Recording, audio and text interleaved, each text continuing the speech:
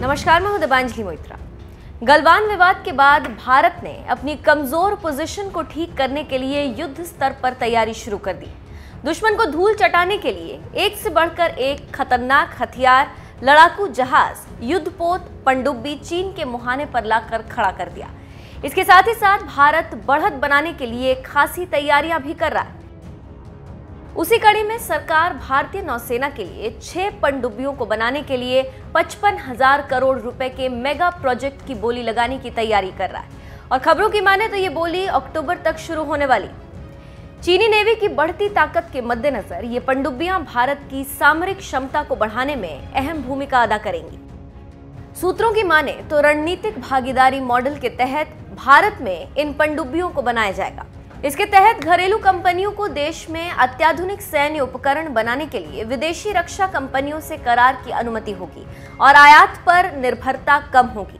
सूत्रों के मुताबिक प्रोजेक्ट के संबंध में आरएफपी जारी करने के लिए पनडुब्बी की खासियत और अन्य जरूरी मापदंड को लेकर रक्षा मंत्रालय और भारतीय नौसेना की अलग अलग टीमों द्वारा काम पूरा हो चुका है और अक्टूबर तक आरएफपी जारी होगा। जानकारी के मुताबिक रक्षा मंत्रालय प्रोजेक्ट के लिए 2 भारतीय शिपयार्ड और 5 विदेशी रक्षा कंपनियों के नामों की सूची बना चुका है। इसे मेक इन इंडिया के तहत बनाया जाएगा। अंतिम सूची में शामिल भारतीय कंपनियों में L&T ग्रुप और सरकारी मझगांव डॉक लिमिटेड है, जबकि चुनिंदा विदेशी कंपनियों में Thyssen group marine system Germany, Navantia Spain और नेवल ग्रुप फ्रांस शामिल। रक्षा मंत्रालय MDL और L&T को आरएफपी जारी करेगा और दोनों कंपनियां दस्तावेज मिल जाने के बाद अपनी बोली पेश करेंगी। इसके बाद L&T और MDL को 5 चुनिंदा कंपनियों में से एक विदेशी भागीदार का चयन करना होगा।